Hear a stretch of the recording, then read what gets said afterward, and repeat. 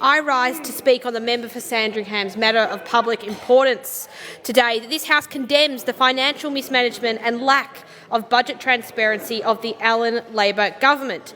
And from the outset, can I say that Labor cannot manage money and Victorians are paying the price. But our commitment to the Victorian people is that Victorian Liberals and Nationals will better manage Victorian taxpayers' money. Speaker, can I start with debt? And from those opposite today and the contributions from those opposite, we've been looking back in time 10+ years, 20+ years, but let's look at the here and now of what Victorians are actually facing in terms of Labor's mismanagement under the Allan Labor government. Now, we've had $40 billion of cost blowouts when it comes to infrastructure projects in Victoria. And let's just look at a few of these infrastructure projects. The North East Link. It was promised for $5 billion, then revised to $10 billion, then it was revised again to $16 billion. And, Speaker, last year the Premier came out and overnight announced another $10 billion blowout on the North East Link. The Metro Tunnel, a $4 billion blowout before the $888 million latest blowout under the Allan Labor government. And of course the Westgate Tunnel, where we've seen a $4.7 billion blowout. Now, these have all been overseen by the Premier as the Minister for Major Projects and Transport Infrastructure for a decade under this government. The Premier has sat around the Cabinet table and personally overseen every single blowout under the Allan Labor government. And each one of these blowouts, each one of these major project blowouts has contributed to net debt increasing year on year in this state.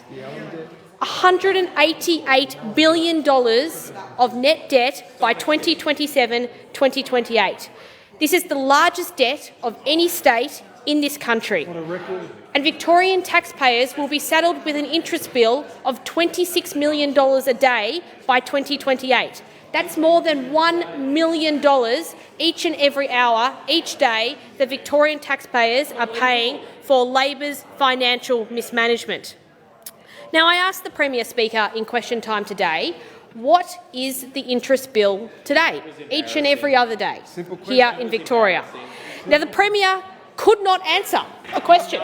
She did point me to the budget papers. Well, I point the Premier to the budget papers that she signed off on. Each and every day, for the Premier's reference, Victorians right now are paying $17.8 million in interest payments. Now, we know that Victoria's debt is not very attractive to buyers. We know that the cost of Victoria's debt is going up constantly, and that is because of the reckless management of the Allan Labor government and the reckless waste that we have seen under this government. Previous speakers have pointed to the Premier's oversight of the Commonwealth Games debacle. Now, this was a project that was promised for $2.6 billion on the eve of the election, promised to Victorians, particularly regional Victorians, that this was going to come to a town near you. Victoria was going to take on the Commonwealth Games for $2.6 billion. But yet last year, in July, we saw the Premier and the former Premier come out and say that this Games had blown out to $6 to $7 billion under the Premier's oversight. Now, Victorians are now footing the bill, $380 million in compensation, to pay for the Scottish Commonwealth Games, to pay for the Games to be held in Glasgow. This is an absolute debacle, and unfortunately for Victorians, it is just one example of their consistent economic and financial mismanagement. Now, we talk about debt and we talk about the $188 billion worth of debt in this state, but we don't talk enough about the consequences of debt. What does debt mean? Of course, it means that Victorians are paying an interest bill that continues to rise.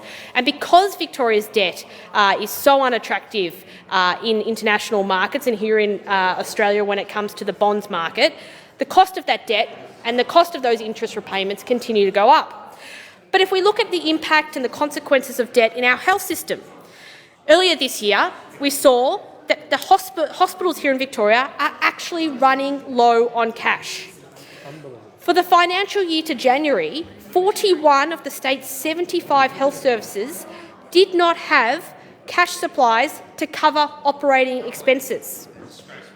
They did not have cash supplies to cover their operating expenses.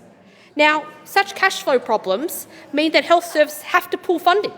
They have to pull funding from essential support services. They have to not fill vacant positions. This is simply because the Treasurer and the Premier cannot manage Victoria's budget, and that is now flowing through to the fact that our hospitals do not have the cash flow to manage their own operations, putting Victorians' health at risk. And of course, if we turn to the education system, an education system that's underfunded, it's overcrowded, and of course we know it's short-staffed. And in this budget, we saw 29 unfunded school upgrades listed in the budget, despite commitments made on the eve of the past election, commitments made right across the state. Students in primary schools and secondary schools here in Victoria have been left without those much-needed capital upgrades because of the mismanagement of this government, the rising debt and the inability to fund those projects. And we know the Education Minister here in Victoria has gone cap in hand to the federal government saying, please, Minister, fund our state schools more. Fund our state schools more because we can't afford to do it here in Victoria. Our state schools here in Victoria are the least funded compared to most jurisdictions here in Australia. They have the least funding compared to other states when it comes to the state government's responsibility to provide 80% of that funding. And of course, we're seeing teachers leave the profession in droves, 5,000 teacher shortfall over the coming years because this government cannot manage projects, they cannot manage money, and Victorian students are paying the price. Indeed. Finally, Speaker, let's look at Victoria's credit rating. Don't just take my word for it that Victoria's debt is causing many issues here in Victoria, the consequence of which I've just spoken to. But let's turn to the credit rating agencies that have downgraded Victoria's rating to the lowest in Australia. Indeed. And in recent times, put stark warnings out to the government to say, you need to get your financial management under control. You need to make sure that you are reining in spending and that you have a plan to stop debt growing in this state. We've had Standard & Poor's warned that they could downgrade Victoria's credit rating even further if financial mismanagement is not put at the top of the government's agenda. We've had Moody's talking about the fact that interest payments are forecast to be too high by 2028, when net debt is projected to hit $188 billion. Now, what these rating agencies have pointed to, Speaker, is the fact that while this government talks about a debt repayment plan and a debt management plan, they still plan to build and put in place the suburban rail loop, a project that is unfunded, a project that is going to cost over $200 billion. 216. A project for the first phase alone has already blown out from $35 billion to over $40 billion, according to the Auditor General. Now, the rating agencies have said if the government continues to go down the path of building the suburban rail loop, then it is very, very possible that Victoria's credit rating will once again be downgraded.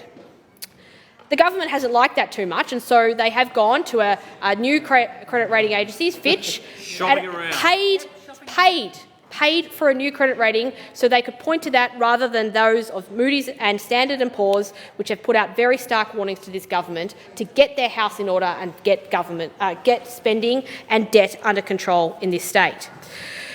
The lack of budget honesty and transparency by the Allen Labor government is remarkable. We've seen Treasurer's advances time and time again. We've seen them grow from $365 million when the coalition was last in power to over $12 billion recently. These are Treasurer's advances for what should be projects and ongoing commitments within the budget that should be made very clear to the Victorian people.